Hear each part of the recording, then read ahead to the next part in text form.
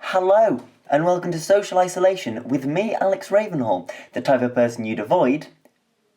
This podcast is a way for me to cope with the boredom and mental strain of being cooped inside for months on end, and hopefully provide some light entertainment for you, listening to people you don't know talk about things they love and are passionate about. Or, for the internet trolls out there, fresh meat. The idea behind the podcast is to reconnect with friends and talk about things that you are passionate about and enjoy. Unfortunately, even though I speak fluent Yorkshire, there isn't a podcast on the subject.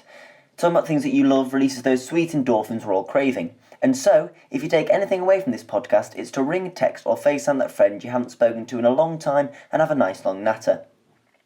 Over the following recordings, you will hear discussion on several topics, including acting, comedy, football, Pokemon, music and television.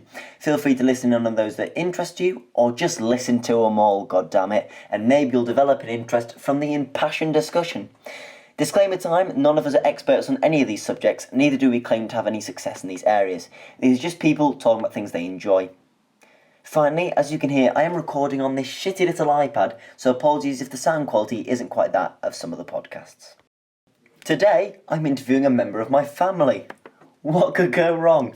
I'm joined by my sister Rosie, and we're going to talk about TV. Growing up, for us, I mean for everyone, but TV was a huge part of our lives, and we have a lot of great memories shared over great shows. So we're going to talk about them and explore them. And I would say we might swear, but if I do, she'll probably tell my parents. So don't worry about it too much with this one. I'm sure it'll be alright. And enjoy. There we go. It's going to be hard to trick Rosie because she knows me very well. So my lie this week, if I can get away with it, is I'm going to tell her that I met Joe Lycett and hope she believes me. Fingers crossed. If not, you can all laugh at my expense. Well, hey, sit back and relax. This family edition of Social Isolation. Right, let's kick this off. For the first time I'm actually talking to you in person. This is great. Everyone, this is my sister Rosie. She's let's get this right, a fourth year Spanish and French student at Nottingham University. Is that correct? Yes, that is correct. And where did you spend your year abroad? Really? Yeah, go on. Grenoble. Yeah? In the Alp region of France, and Seville Oh, in that's Spain. very nice. Yeah, it was really excellent. We did a podcast on it, actually. Funny thing about Seville, it's where Middlesbrough lost 3-0 in the Europa League final in 2006. But that is funny. Let's stick with those. Rosie, lovely to have you on the show. Thank you for coming. I know it was quite a long trek from the house. It feels a bit weird, doesn't it? Because we know each other very well, or I'd like to think so. And it feels weirdly formal, but that's on purpose because Rosie, this is a job interview. Yeah. So Sugar. first question, right off the bat. First question right off the bat. What job am I interviewing you for? You're interviewing me to be a business owner of a cafe, and I will make cakes. What's the name of the cafe? The name of the cafe is... what's the name of the cafe? Oh, I like that. I bet it's really indie and quirky. Yeah. And it's the type of place I'd like to bitch about, but I'd actually really want to go and feel a part of. You will. Okay, it's interesting you say that because I am French historian Gérard Boudani. Straight off the bat. And I invented the cake. So you've actually come to the right place for the job interview. So without further ado, let's kick off. So what's your first favourite type of sugar? But before I ask you that, is that a Game of Thrones ring you've got on? Rosie Ravenhall, are you a fan of television by any chance? I'm a huge fan of television, actually. It's funny you ask that. Right, scrap the questions. I'm just going to chat to you about television. And if you impress me with the answers, I'll just give you the job. I've got so much power, it's gone straight to my head. Television, what a part of our lives, eh? Yeah. What's the first television or show you remember watching?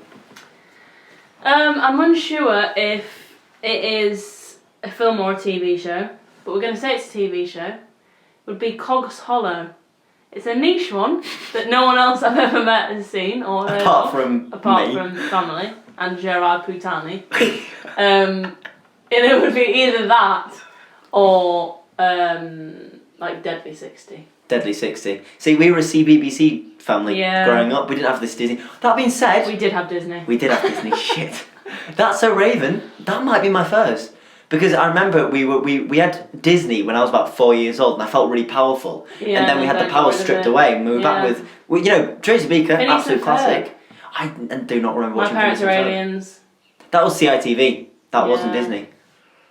But I don't know what mine is. I don't think it's Deadly 60. I feel like there was one before Deadly 60. Probably Tracy Beaker. Tracy Beaker was on. But it was just constantly on. There was always them like getting dunked in gunge. Oh, Dick and Dom? No, we didn't like Dick and Dom. No, they're a bit too much. Bit much, yeah. No, like the one with the little, where you build little monsters. Oh, Bamzuki. Yeah. Oh my god. Yeah. Bamzuki. I tried so hard to get on Bamzuki. I don't know if I told you, but at our primary school we had like one Apple Mac. And before we got 30 smaller Apple... Yeah, we did, on the little trolley. It was quite flush for Kirtland Primary School, just give them a shout out. And I remember I spent literally hours trying to build a Bamzuki, and it was absolutely shit. Because you could like set them little challenges, and whenever he fell to the floor, he'd just fall over and he couldn't walk. Good times. Yeah, kind of a similar question, but primary school, what show encapsulates your primary school experience for you, would you say? So I'll give you mine as an example. Yes, I was about to ask you for yours, actually. Probably Horrible Histories, because it was the most entertaining, but also me and Rosie used to go to my granny's before school, and she'd walk us down to school, and we used to always watch a 30-minute programme every morning. And we're contesting what it was, but once you left, and it was just me left at primary school, I'd watch Pokemon. It was definitely Deadly CITV. 60 at some point. Maybe not every day, but we definitely watched Deadly 60. Yeah, as our 8 till 8:30 show. Okay, so what do you think yours is for primary school? My early years primary school would be Deadly 60 or Art Attack. Yeah, shite. And my, probably like from 8 to 10 years old would be Horrible Histories. Even though I didn't actually watch it that often, it was the best. That was the first show I watched on demand. Because... Yeah. We on the pre-discussed Apple computers at primary school, there was like this kids website where you could get, I think it was the CBBC website, and you could watch the episodes. So yeah, that was the first thing I streamed, and now I can't even bloody stop. Moving on to secondary school, I will give you more than one if you fancy it. I've already got one. Have you really? Yeah. For 5 years. Go on then. What is it? Made in Chelsea. Made in Chelsea. There is nothing else. I was gonna say Gossip Girl. But that was only when I was 16, so technically that doesn't count. Does it not? When you were at secondary school? 11 to 16. But it was like the summer of... It was like GCSE summer, so I was technically in sixth form. See, the one I was going to say was GCSE summer, which was Community. Yeah, that doesn't count. I used to watch it all the time. Okay. Made in Chelsea's fair shout. Me and Rosie spent a lot of time watching Made in Chelsea. I would say we watched Made in Chelsea from when I was 15. Maybe longer though. Maybe 14. It was a very distinct memory because we weren't allowed to watch it, so we had to watch it with my parents out the house. On demand, and then had to be on lookout. And then when you heard the door slam, you had to quickly delete it. When did they say we could watch it? They never did. We just slowly assimilated into it, and then they were quite chill. And we watched the New York one in Whitby, and Mum watched it with us. Remember that? Yeah. Well, that's the thing. We also watch Glee quite often. Glee, yeah. And these are programmes that both our parents say they hate, but they probably watched 80% of the time we watched. Love Island's another one, yeah. But Love Island was after we were at school. No, but it's one that Mum and Dad say they hate but always watch. Yeah, that was like me the first time I watched it. I feel like we're missing one. I think Made in Chelsea is a very good shout. Definitely Made in Chelsea. After school though, you come in and watch Friends, and and then I'd play the mum and dad role where I'd say I hated Friends, and I hold to this day I'm not a massive fan. No. But we'd always watch it after school. Yeah, but that wasn't. I didn't actually like it until I was like 15. There must have been 11 to 4, like Bake Off definitely. We watched that first series when we were... Oh, Merlin! I think that was primary school. Doctor Who, the thing is, as soon as she starts talking about it, they all come back to you. Yeah. No, I think Primeval. Primeval is one of the greatest shows ever made. Except it's not, because we watched it and it was shy. Is it? Because the effects must be way outdated now. Yeah, it is. But that was probably... Was Primeval... ITV or BBC? Because I was about to talk about the golden age of BBC, which was Robin Hood, which was Robin 3 Hood. seasons, which was phenomenal. I loved it. I think that was probably early senior school for me. You were probably still at primary Yeah, and then Doctor Who throughout, but it was Robin Hood, Merlin. There was something else. I think no, was it And Primeval probably. and Primeval. I think they were the big 3. And it was a time when Saturday nights was something. Like Yeah. you would work for Saturday night. I think what would happen was you'd have one of those 2 programs and Doctor Who, but throughout the year. So you have Doctor Who for half a year, and then Yeah. one of these other programs. They also tried Atlantis, which had Don't Mark remember Addy in and a couple, which I didn't mind, but it was kind of doomed to fail. I feel they were As an trying to actual recreate adult it. actor, what is that? What is that show? What? Like a Atlantis? kid show? No, like Merlin Oh. and Primeval, and like when they're selling that to you as It's a grown man. family entertainment? I don't know. Because no, but I don't think it exists anymore. Because things that kids watch Yeah. nowadays are sex education type programs, which are 15, 18s, even though they That's really hold honest. a really good message. But there's not this family friendly thing anymore. Yeah, because it was quite shit. No, it wasn't. Yeah, but it was for like mum and dad. Do you think? I mean, I agree on. I can't Primeval imagine at the time. wanting to watch Merlin as a 50-year-old. I love Merlin. Yeah, to be fair, maybe the nostalgia thing, but I think those programs are dying out. I also really remember Tweenies. That's an old one, but I do remember watching that. Which I Tweenies? must have been really young for. I don't remember much of the And Fly Away Home. proper kids one. And Is Bear in that, the Big Blue House. you know the one from Fly Away Home? The woman and the dog. Yeah. And the aeroplane. She is the voice from Trapped. Rosie is quite shocked right now. Gasps. Gasps. Audibly gasps. That makes Yeah. a lot of sense, actually. She died, I think. Trapped. That's a real... That might be my primary school. Well, Trapped. Also, The Slammer. Oh, the Slammer. We can just talk about this, Yeah. really. The Slammer is an absolute classic. Oh, who... They got some decent people on the Slammer. Was it guys like Sam and Josh or something? There was a pair of them. Yeah. There was Dick and Don, Sam and... It might not be Josh. I but think it is Josh. It was Sam and Sam? Were they both called Sam? It could have been. They had their own show as well. Yeah. And Ian Sterling and his dog. Ian Sterling and Hacker the Dog. Danny's House. Did you watch Danny's House after you? Yeah, we did. We watched that more than Tracy Beaker, I reckon. Track it overall. Yeah. Because we just watched reruns of Tracy Beaker. I remember we were at primary school for 7 years. No. Yeah. Well, if you include all the the little Nursery ones and that. Yeah. Lovely stuff. So, what was your secondary school one? Made in Chelsea. Made in Chelsea, yeah. Okay. Yeah. I mean, I can't even pick one because, to be fair, I'm the interviewer, so I don't have to say. But there are Yes. some absolute classics out Yeah. there. With the secondary school one, you say Made in Chelsea. Do you feel like can you point to ages in your life and by what you were watching, if that makes sense? Ages or times in my life, Times. then yeah, definitely. Like, Made in Chelsea was,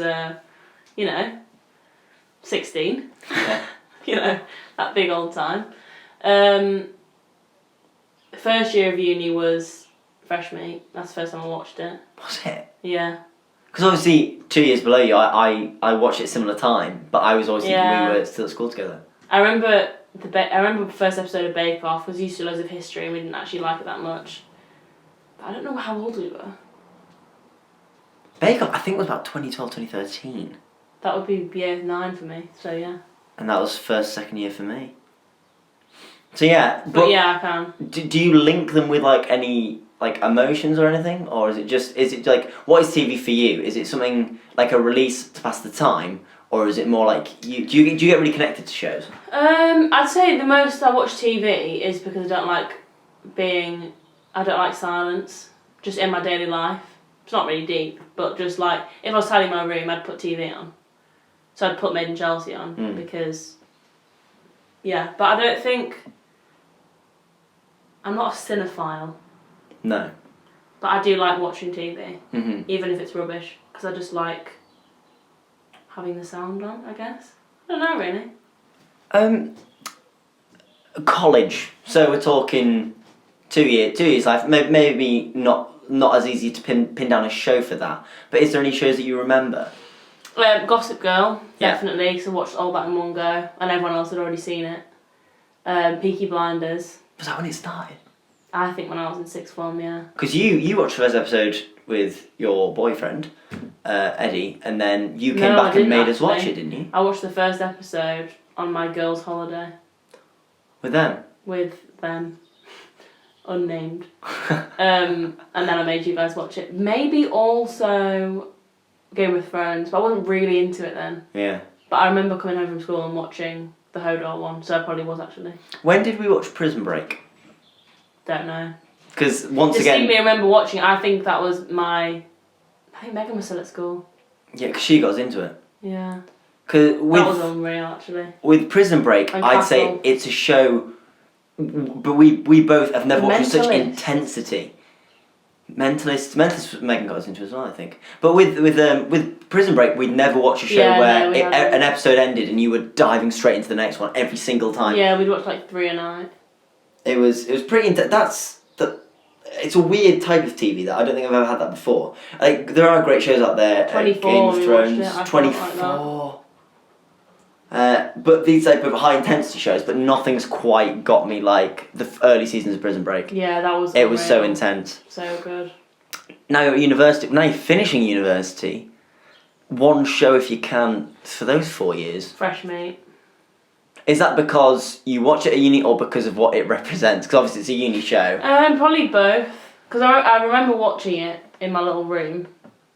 Or in Ed's little room at uni. And then I've watched it again in final year. And it's just like so relatable.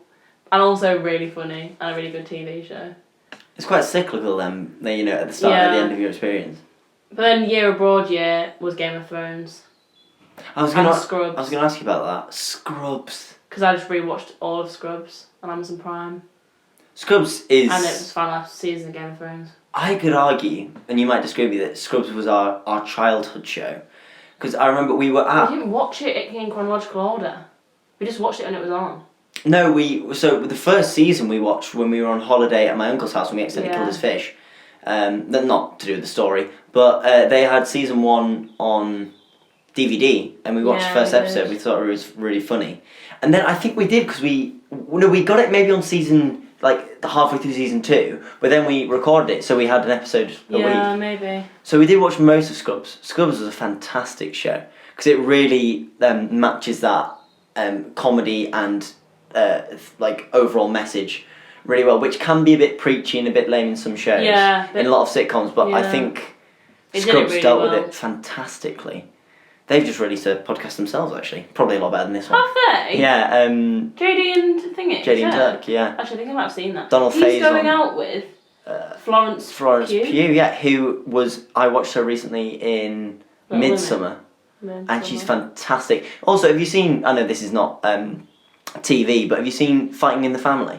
No. She's in that as well, and it's a really good film. Really nice family What's film. their age gap? Like 25 years? Yeah, I think so. They got trolled for it, I think, a little bit on the interweb. Yeah, I saw that.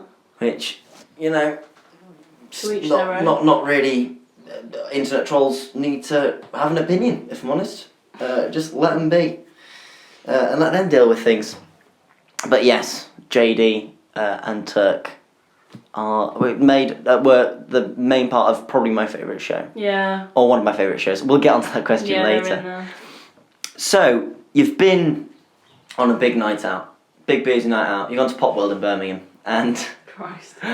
you wake up in the morning and you feel as hungover as you could. And all you're going to do today is you're going to sit with a heap of blankets on top of you and you're going to watch a show. What is your hangover show? Friends. Easily. Because it's the only programme I can watch and not watch. And I still find it really funny. I hate to say it. Yeah. But I find Chandler absolutely hilarious. And it's just so easy. And it's also comforting as a TV show to have on in the background. What do you feel about that? So I've recently watched How I Met Your Mother, which has a lot of problematic characters in it. There's Barney Stinson, who is Neil Patrick Harris, and he plays basically quite a predatory character. Like his bit is that he sleeps with loads of women. Yeah. But I know a lot of people who love the show. I quite enjoyed it, taking that into account and remembering that. Obviously, with Friends hasn't dated amazingly. How do you feel about that? As in, like, you really enjoyed a show. Now, with hindsight, does that change your opinion on it, or does it still have that like nostalgia value? Because people millions of people enjoyed Friends. Millions of people still do enjoy Friends, even though it is outdated now. Well, I read a thing on the internet, like an article, that was saying that because it is quite outdated, like, there's a whole episode where Ross is upset because, there's two. There's one episode where he's really upset because his son wants to play with a Barbie, not an action figure. And there's another one where he won't let Rachel hire a male nanny because he thinks that's just not okay. So obviously, it's not dated very well. But at the time when it came out, it was really, like, ahead of its time. Mm-hmm. Because it was the first show to ever have an open lesbian couple as, like, the first... Like, basically in the first episode that had never been seen before. And it got loads of complaints because of that. And, like, everyone was getting divorced. Like, Rachel and Monica and Phoebe as being, like, actually having a sexuality, which hadn't really been seen before. So at the time it was ahead of its time. So I think obviously it changes what you're allowed to say and what you're not allowed to say. But you have to take it from when it came out. And I still think it is really funny. Even if you wince a bit at some of the stuff they say, you kind of just have to say, well, it was a different time. Really interesting. And on this point, last little bit before we get to the question. So me and Rosie are both rewatching Ashes to Ashes and Life on Mars at the minute, which are outstanding shows, like absolutely brilliant. But one thing I noticed, and because we watched it a long time ago, I couldn't really remember what happened. But you look at John Simm's character, and he, like romantically, there's not much there. Like he has one character, and but like, it's not very sexual or anything at all. Yeah, no, it's not at all. And what happened is Keely Hawes came in. Her character, and her character is quite sexual, and she's very sexually what's the word? Expressive. I can't really think of it. And I was really interesting because I think what the writer's trying to say is that it's okay, like there aren't these taboos around sex anymore. But then you could argue that they had a male character who was very, stiff off the lip, and then the woman comes in, she's having sex with a lot of people. So there are two sides to it. Yeah, I guess. But that's also because she's a woman and Gene fancies her. Like that's the story arc. That's the point I'm trying to make. So is it because the man fancies her, or is it because she's more expressive sexually, like to show like a different taboo being broken down? Yeah, but she's coming from how many years in the future? Like 30 years in the future. Yeah, it's a brilliant show, and it does deal with a lot of things. Like it deals with homophobia and racism. But in now, the police force. When they release the new series, will Gene still be like that? Well, that's the question. Whenever it's set. Should Gene still be like that? Like, should he still say all the awful things he says and call people puffs and all that, like... And that's what the show is doing. The show is... The whole point of Gene is it's not to, like... It's not to... What's the word? Make that seem good. I'm struggling with my vocabulary today. But it's the harshness between what things are like now and how bad they were in the past. And these characters represent that, I think. But also in 2000 and whenever it came out, it was still very different. Like, we wouldn't have reacted whatsoever, really, to him saying that stuff. Do you not think? No, I don't. Well, we didn't. I don't remember him being particularly controversial. But I didn't remember the show. I was quite young when I watched it. I think there's been a massive, like, change in what you're allowed and what you're not allowed to say on TV in the past 5 years. I don't think it's a bad thing. I think it's quite a good thing. But I'd be interested to see if he is allowed to be like that. Like, if the BBC are allowed to have that character. But I think they are, as long as it represents a negative. So as long as you're not glorifying it. That was the word I was trying to look for. As long as they're not glorifying this behaviour, I think it is the case. But yeah, it's interesting to see. Just on the Life on Mars thing, I just found it really interesting to see how they approach a female lead compared to the male lead in the series before. And I think they do it well, and the whole point is that both characters show how outdated everything is at the time. But it was just interesting to see how they approach the different sexes within like the same universe as well. Yeah. But yeah, that was quite interesting note to have. Next up, show you can watch over and over again, and that might be the same as your Hangover show, but That's it might not Gossip be. Girl for me. Gossip Girl. But also, it would also be Friends. But Gossip Girl is one that I could put any episode on from any series, anytime, and enjoy it. Fair enough. I've got loads, me. Any sitcom will do. Yeah. American Office, English Office, Community. Community's a big one for me. Mostly just 20-minute comedies, and it's as you say, you can just put on in the background because you don't get as bored of 20-minute things as hour-long programs. I find. Just because not many things are an hour long though anymore. No, like that's true. Minutes. It's 40 or 20 minutes now. Yeah. But that's because now it's online. It's the same as TV lengths. It's just without the adverts. Yeah. Excuse me. What is the funniest show you've ever seen? It's the best comedy show you think you've ever seen. And you can judge that by you watch it throughout your life, or it can be like a laugh out loud type thing. Laugh out loud. The funniest.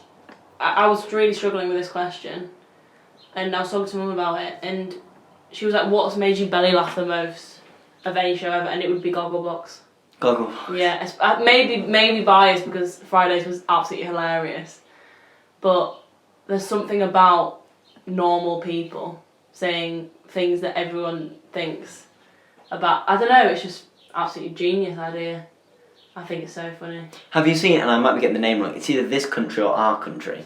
No. It's set in kind of the West Country, and it's just about normal people, and I think it plays that. I think that is something that's coming out a lot more. Yeah. Similarly, The Office, both American and English, it follows real people. Yeah. And I think people can really get a kick out of that.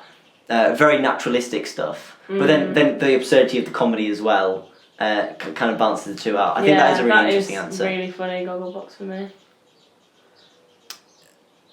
Do you like panel shows then? If it's people you find funnier, do you find non-fiction funnier than fiction? No, as a rule, absolutely not. Like my other answer for that was Fleabag, but then also Fleabag is deeply sad and emotional. So I don't know, but I don't. Yeah, it's an anomaly. But I think it's maybe just because of Fridays was so absolutely hilarious. But yeah, I don't know. It's just really funny. Yeah, I've never got into it properly. As I say, I'm more of a sitcom person. Yeah, I've not like sat down and watched every episode, but when I watch it, I always laugh. Yeah, Every time. Guaranteed. It really make you laugh. Yeah. Very good answer. Now let's flip that. Saddest show you've ever seen, and that can mean it's not happy overall because sad's a weird one. It can be a drama. Oh right. That's changed my answer then. So it's not an overall. It has to be an overall sad show. Yeah. There aren't really any. No, there's not, and it's a bit of a weird question. You wouldn't watch it. Yeah. But it could be something within the show that makes you sad. So probably Afterlife is really sad, but it's Ricky Gervais, so it's not sad. No, but as a premise, it's the only sad show I can think of. Yeah, I would class it as a sad show. Agreed. As in, with it's going out there to be sad. Would be Afterlife, but also absolutely hilarious. But the one that's made me cry the most would be This Is Us. Just glorious. Amazon original. No, it's American. Just on Amazon Prime. Oh, is it? Oh, fair. Yeah, I've heard very good things. Modern Family. Modern Family gets that balance perfectly. Yeah, it's like Scrubs in that sense. But I don't think there really are any sad shows because no one would watch them. Inherently sad. No, agreed. Apart from Afterlife, probably. Yeah. For me, I'd say Scrubs. There are two storylines. When Dr. Cox, spoilers obviously, when Dr. Cox loses 3 of his patients, and when his sister's brother dies, and his sister's brother is his brother. No, it's like his stepbrother. Sorry, it's like brother-in-law. Brother-in-law, yeah. Wife's brother. Yes, sorry.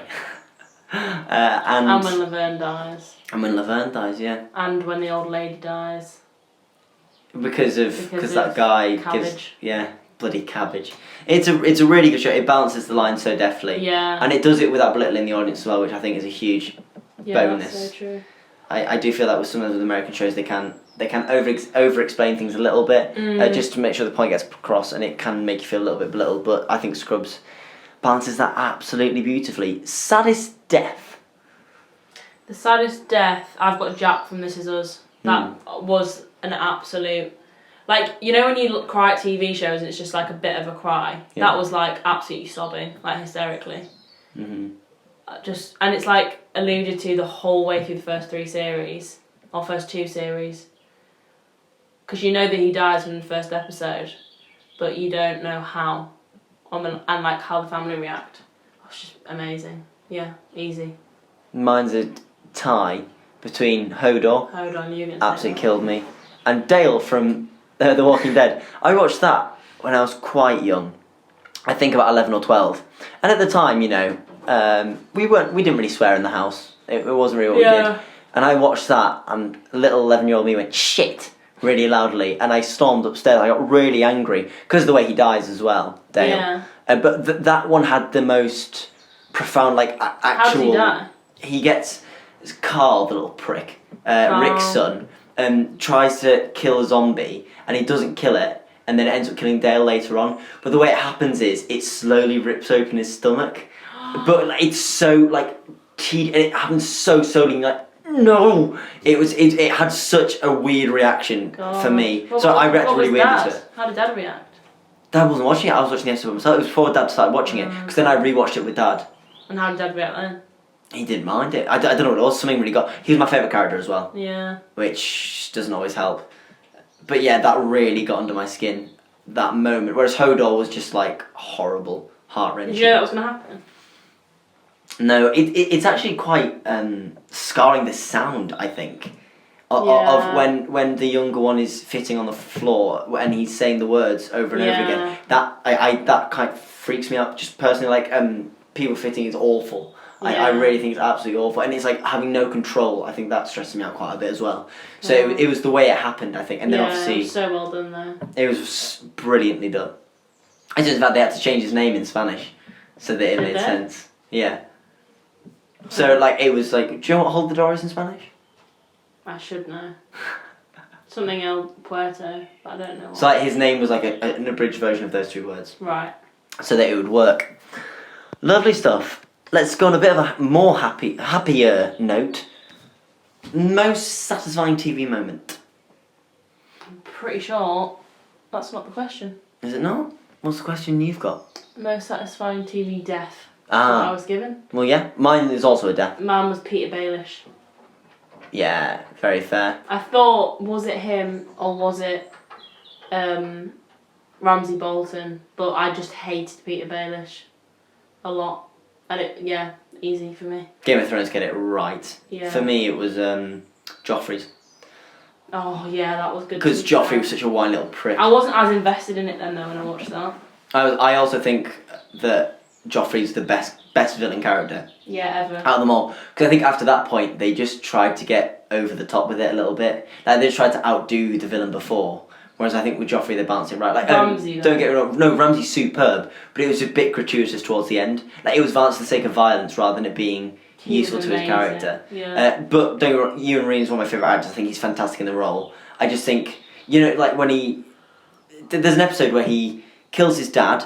Yeah. And then kills his Bombay brother, just Bombay brother and his stepmom. And you know, I get it's for the plot, but it just felt like they just wanted to pay him. God, he's a shit. Go on, John. Yeah. It went a bit over the top for me. Whereas earlier on when he's torturing Theon and things, there's a bit more to it. Yeah. Rather than just being for the sake of being violent. I enjoy those moments in shows. Worst show you've ever seen, and we're only gonna be negative for a little bit, and then we'll pick it up. But what for you would you say is BoJack Horseman? Oh, Rosie. Oh, Rosie. That was absolute pile of shit. Oh, this was going so well. Yeah, well. Tell me for why. Is it a joy you just? Not even remote. Oh, also Big Mouth. Just not even slightly funny. Like I can't relate to it at all. Mm-hmm. I don't really like cartoons apart from The Simpsons. Anyway, I just think it's a shit premise. It's a shit TV show. I'm gonna I'm going to attempt with all my might to change my mind. We'll start with Big Mouth. I think Big Mouth is a show I needed growing up. I agree. I think season 1... It's too much. Season 1 is too much. But I think after season 1, the whole point is it tells messages horribly, disgustingly and gruesomely, but that's to get people on side, especially younger people, so they can get the actual message. And I think the message that it portrays about sex and things is so positive, and sexuality and puberty, it's absolutely fantastic. You've just got to get past it, and I think that's to take the edges off it. It's so it's not like you're sat in a classroom and you're getting heckled with sex education. It dumbs it down to make it less abrasive and to make you feel less insecure about who you are, how you're growing up, and to make you feel confident and comfortable in what's going on with you.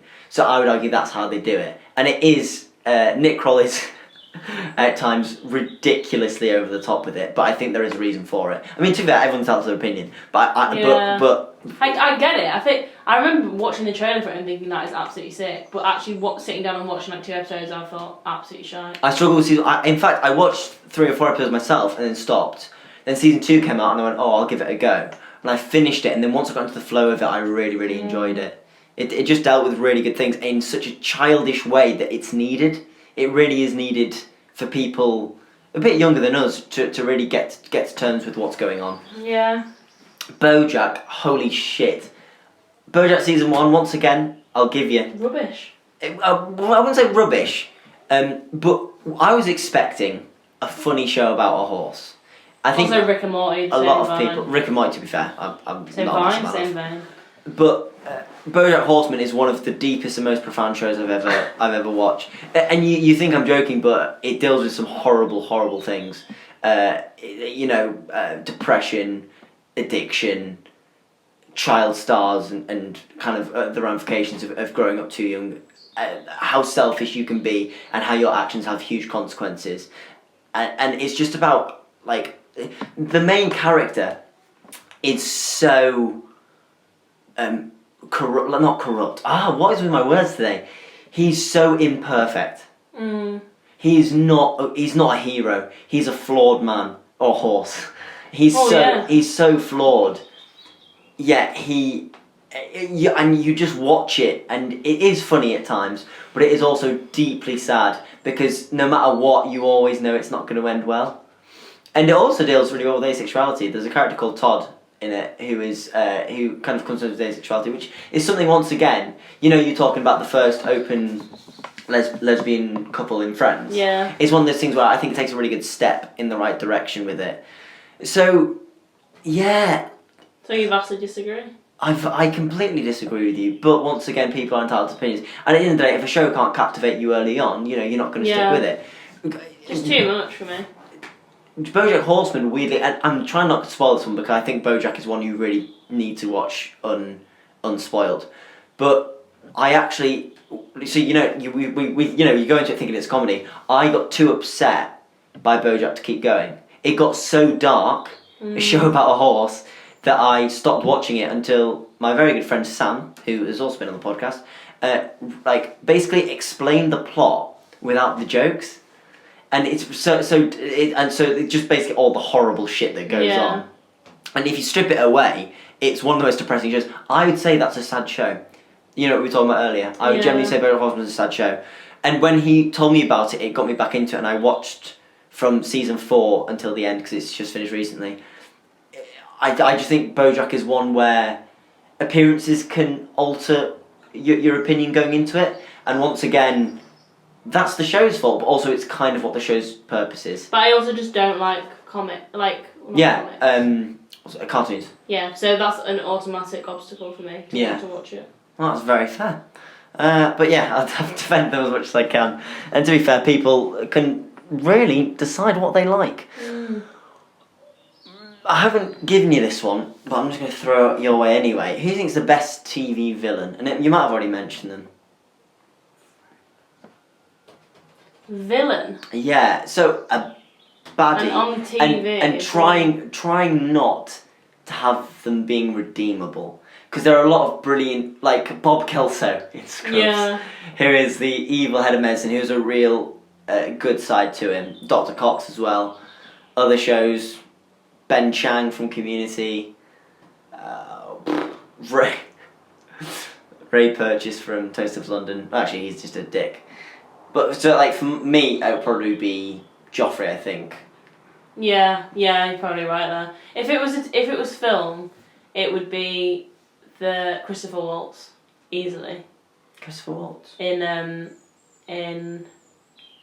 See with the Enemy? No. Don't know it at all. The Lovely Bones? That's not him. What is it? What film is it from? That might not even be his name. I think it is. In Inglourious Bastards. Oh, Christoph Waltz. Yeah, sorry. Yes. Yeah, I know exactly what you mean. He's the best he's the best film villain, but TV would probably be Joffrey, yeah. Yeah, that's very fair. He's amazing in Inglourious Bastards, to be fair. But someone's already done that podcast and they do it very well. Lovely. Favourite character?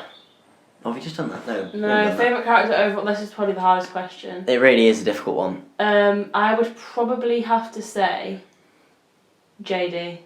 JD from... Because he's got everything and he reminds me of Ed as well. I think they're quite similar in camp. Or Eric from Sex Education. Eric. Big fan of him. Oh yes, yeah, Eric. Oh, that's fair. Both very good options. I don't know who I'd go for. Possibly Polly. Really? Peaky. I don't know. There's something about her.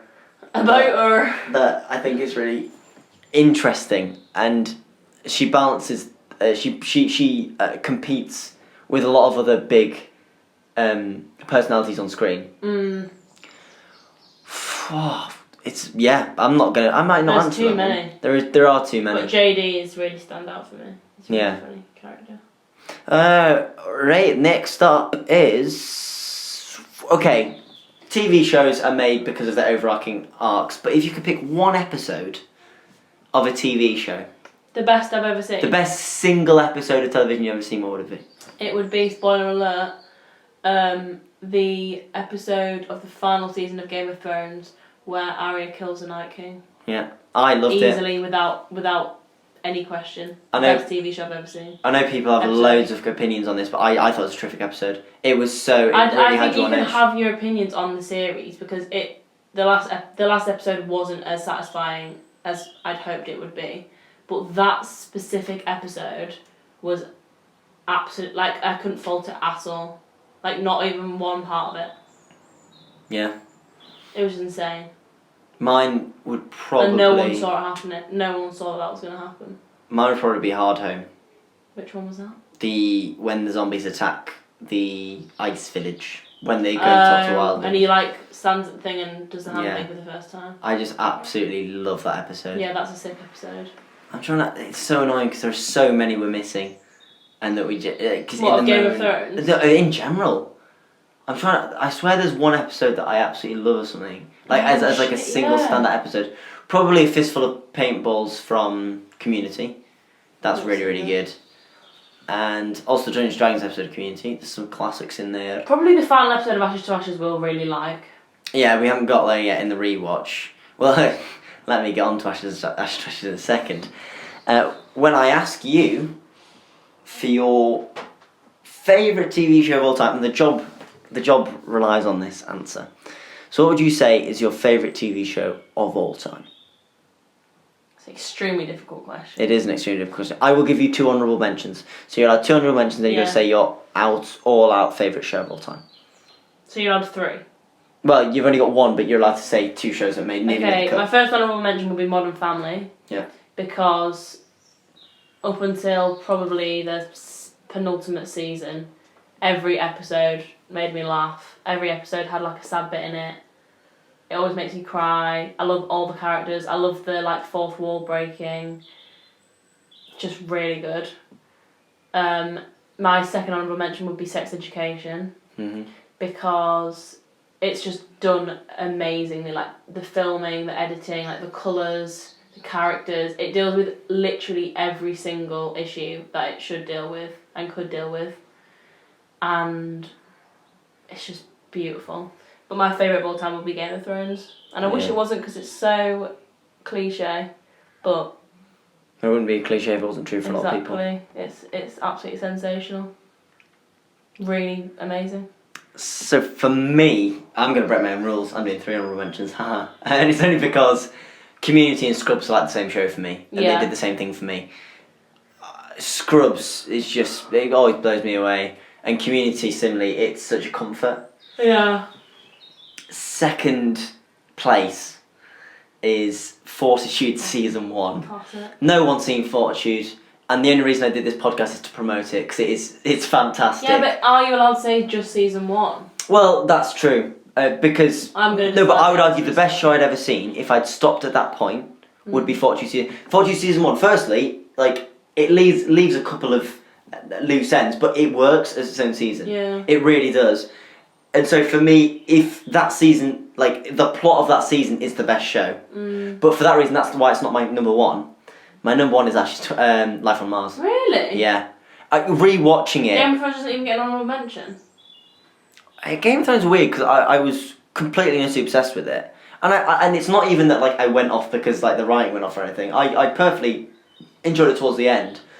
But I think I just became dehumanised to it, because it just got so big that I was like... That's about me with Harry Potter, actually. Yeah. Whereas Fortitude and Life on Mars, it's a little bit more mine, if that makes sense. Yeah.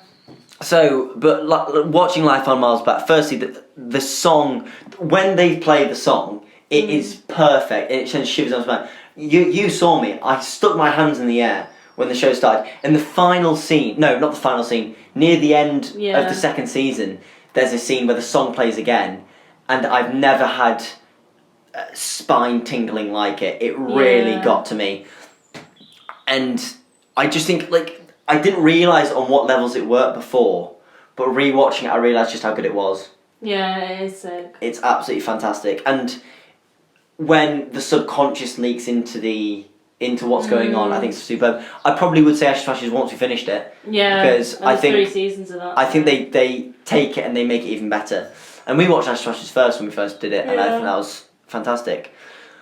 Rosie, thank you so much for being on. Have your cake shop, have 5. You absolutely smashed that.